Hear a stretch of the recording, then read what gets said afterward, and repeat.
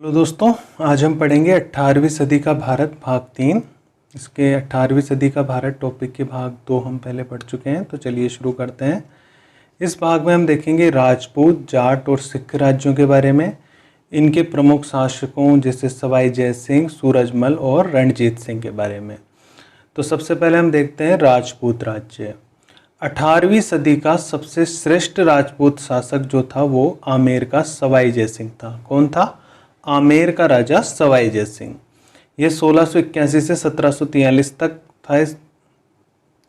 यह विज्ञान प्रेमी शासक था, मतलब विज्ञान में इसकी रुचि थी। उसने जाटों के से लिए इलाके में जयपुर शहर की स्थापना की। तो जयपुर की स्थापना किसने की थी? सवाई जय सिंह ने की थी। जयपुर का निर्माण बिल्कुल वैज्ञानिक सिद्धांतों के आधार पर कराया गया था। भारत की प्रथम आधुनिक सिटी भी कहते हैं इसको। जयसिंह एक महान खगोल शास्त्री भी था। क्या था? महान खगोल शास्त्री।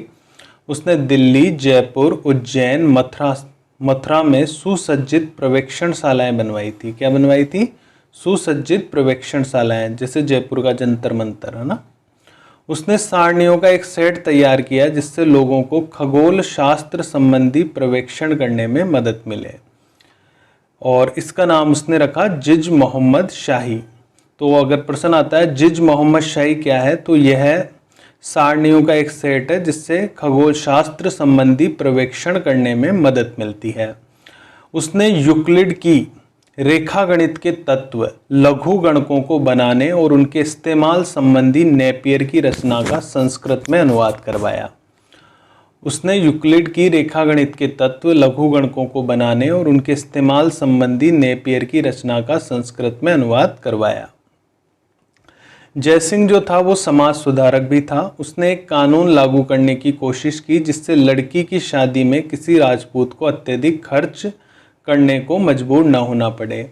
उस समय क्या होता था कि लोग लड़की की शादी में अधिक खर्च करने की वजह से लड़कियों को लोग मार देते थे।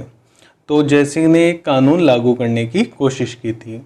इसने जयपुर पर 1699 से 1743 ईस्वी तक 44 वर्षों तक शासन किया। कितने वर्षों तक? 44 वर्षों तक। अब देखिए जाट शासन। जाट शासन तो खेतीहरों की एक जाति जाट है। जाट जो थे पहले क्या थे? खेतीहर थे। जाट दिल्ली, आगरा और मथुरा के इर्द गिर्द के इलाकों में रहते थे, मतलब दिल्ली, आगरा, मथुरा बेल्ट के आसपास रहते थे। मथुरा के आसपास के जाट किसानों ने 1669 से 1688 में अपने जाट जमींदारों के नेतृत्व में विद्रोह किए, परंतु इन विद्रोहों को कुचल दिया गया। इन्होंने विद्रोह किए थे परंतु इन विद्रोहों को दबा दिया गया था। जाट विद्रोह मूलतः एक कृषक विद्रोह था, मतलब किसान विद्रोह था, पर धीरे धीरे ये लूटमार तक सीमित हो गया। गरीब हो या धनी, हिंदू हो या मुसलमान, इन्होंने सबको लूटा। मतलब ये सबको लूटने लगे। गरीब व्यक्ति को भी नहीं छोड़ा, हिंदुओं को भी नहीं छोड़ा, मुसलमानों को भी नहीं छोड़ा, सबको लूटने लगे। कृषक विद्रोह से एक लूट का विद्रोह बन गया। भरतपुर के जाट राज्य की स्थापना चूरामन और बदन सिंह ने की थी। किसने की थी? चूरामन और बदन सिंह। सूरजमल यहाँ का एक प्रतापी राजा था। सूरजमल यहाँ का एक प्रतापी राजा था। सूरजमल ने 1756 से 1763 तक शासन किया। कब तक शासन किया? 1756 से 1763 तक सूरजमल ने यहाँ पे शासन किया। उसके राज्य में आगरा, मथुरा, मेरठ और अलीगढ़ आदि जिले शामिल थे। आगरा, मथुरा, मेरठ, अलीगढ़ आदि जिले शामिल थे। एक समसामयिक इतिहासकार सूरजमल के बारे में लिखता है। क्या लिखता है? कि यद्यपि वह किसान की पोशाक पहनता था, मतलब किसान जैसी ड्रेस वो पहनता था, और सिर्फ अपनी ब्रज बोली बोल सकता था, तथापि वह जाट जाति का अफलातून या प्लेटो था। समझदारी और चतुराई तथा राजस्व और नागरिक मामलों का प्रबंधन करने की योग्यता में उसकी बराबरी करने वाला आशफ जहां बहादुर को छोड़कर हिंदुस्तान के बड़े सामंतों में कोई नहीं था। मतलब समझदार भी था, चतुर भी था, और राजस्व और नागरिक मामलों के प्रबंधन करने की बहुत ही कुशल योग्यता उसमें थी। 1763 में इसकी मृत्यु के बाद जाट राज्य की क्या हो गई? अवनति हो गई। जाट राज्य बिखर गया। इसके बाद है बंगश, पठान और रुहेले।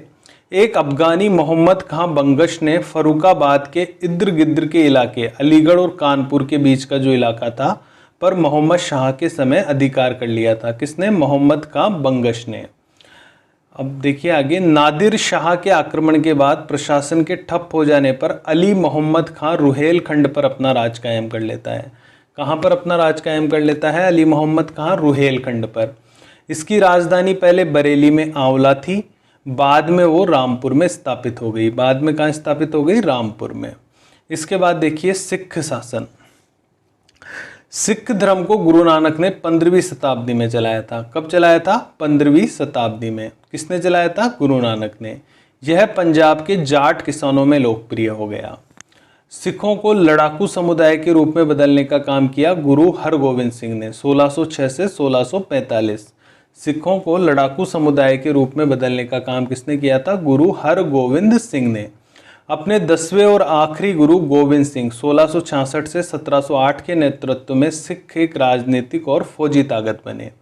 किसके नेतृत्व में सिख एक राजनीतिक एवं फौजी ताकत बने? तो अपने आखिरी गुरु गोविंद सिंह के नेतृत्व में। गुरु गोविंद सिंह की मृत्यु के बाद गुरु परंपरा खत्म हो गई। क्या हुआ? गुरु गोविंद सिंह की मृत्यु के बाद उन्होंने कहा कि अब गुरु ग्रंथ साहिब ही आपका गुरु है और अगला गुरु कोई नहीं होगा। तो गुरु गोविंद सिंह की मृत्यु के बाद गुरु परंपरा खत्म हो गई और सिखों का नेतृत्व बंदा बहादुर के हाथों में चला गया। किसके हाथों में चला गया? बंदा बहादुर के हाथों में। बंदा बहादुर ने 8 साल तक मुगलों के खिलाफ लड़ाई लड़ी, परंतु 1715 ईस्वी में बंदा बहादुर को पकड़कर मार डाला गया। ठीक है।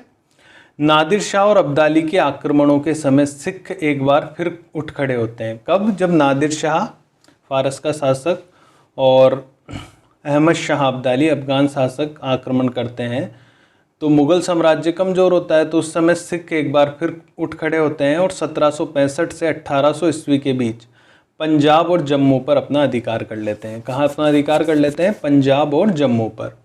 सिख जो थे वो 12 मिसलों या संघों में संगठित थे। कितनी मिसलों में संगठित थे? 12 में। तथा ये मिसलें एक दूसरे का पूरी तरह सहयोग करती थी। ठीक है, ये मिसलें एक दूसरे का पूरी तरह सहयोग करती थी। अब सिख राज्य में रणजीत सिंह को देखिए, ये प्रमुख शासक थे यहाँ के। रणजीत सिंह सुकेर चकिया मिसल के प्रधान थे। किसके प्रधान थे? सुकेर चकिया मिसल के प्रधान थे। उन्होंने 1799 में लाहौर और 1802 में अमृतसर पर कब्जा जमा लिया। 1799 में लाहौर और 1802 में अमृतसर पर। बाद में उन्होंने कश्मीर, पेशावर और मुल्तान को भी जीत लिया था। किसको जीत लिया था? कश्मीर, पेशावर और मुल्तान। रणजीत सिंह ने यूरोपीय फौजों की तरह एक शक्तिशाली फौज तैयार की। किसकी तरह? यूरोपीय फौजों की तरह एक शक्तिशाली फौज तैयार की और यूरोपीय प्रशिक्षकों की ही इसमें सहायता ली। उसकी फौज में सिखों के अलावा गोरखों, बिहारियों, उड़ियों, पठानों, डोगरों तथा पंजाबी मुसलमानों को भी अपनी फौज में उसने भर्ती किया। मतलब धर्मनिरपेक्षता का उदाहरण है ये। केवल सिखों को ही भर्ती नहीं किया, बाकी अन्य व्यक्तियों को भी भर्ती किया, अन्य जाति और धर्म के लोगों को। रणजीत सिंह की जो फौज थी वो एशिया की दूसरी सबसे अच्छी फौज थी। एशिया की दूसरी सबसे अच्छी फौज थी। पहला स्थान था ईस्ट इंडिया कंपनी की फौज का। रणजीत सिंह न केवल सिख बल्कि मुसलमान तथा हिंदू संतों का भी आदर करता था। मतलब मुसलमान संतों का भी आदर करता था, हिंदू का भी करता था और सिखों का भी करता था। रणजीत सिंह का सबसे प्रमुख और विश्वास पात्र मंत्री था फ़कीर अजीजुद्दीन। रणजीत सिंह का सबसे प्रमुख और विश्वास पात्र मंत्री था फ़कीर अजीजुद्दीन। रणजीत सिंह का वित्त मंत्री था दीवान दीनानाथ। रणजीत सिंह का वित्त मंत्री कौन था? दीवान दीनानाथ। 1809 में अंग्रेजों ने रणजीत सिंह को सतलुज पार करने से मना कर दिया। अंग्रेज उन्हें कह देते हैं कि आप सतलुज पार नहीं करोगे, और नदी के पूरब के सिख राज्यों को अपने संरक्षण में ले लिया। अंग्रेजों ने सतलुज नदी के पूरब के सिख राज्यों को अपने संरक्षण में ले लिया। तब रणजीत सिंह ने महसूस किया कि अंग्रेजों का मुकाबला करने की उसमें शक्ति नहीं है। तब रणजीत सिंह ने महसूस किया कि अंग्रेजों का मुकाबला करने की शक्ति उसमें नहीं है। तो रणजीत सिंह की जब मृत्यु हो जाती है तो उसके बाद अंग्रेज पंजाब पर कब्जा कर लेते हैं। रणजीत सिंह की मृत्यु के बाद अंग्रेज जो है वो पंजाब पर कब्जा कर लेते हैं। तो आज हमने एक तो राजपूत राज्यों के बारे में पढ़ा, एक जाट राज्य और एक सिख राज्य। राजपूत राज्य का प्रमुख शासक हमने जो पढ़ा इसमें वो था सवाई जय सिंह। जाट राज्य में सूरजमल, जाटों का अफलातून या प्लेटो, और सिख राज्य में रणजीत सिंह के बारे में हमने पढ़ा। तो इस वीडियो की PDF आपको नीचे कमेंट सेक्शन में मिल जाएगी। Thanks for watching this video.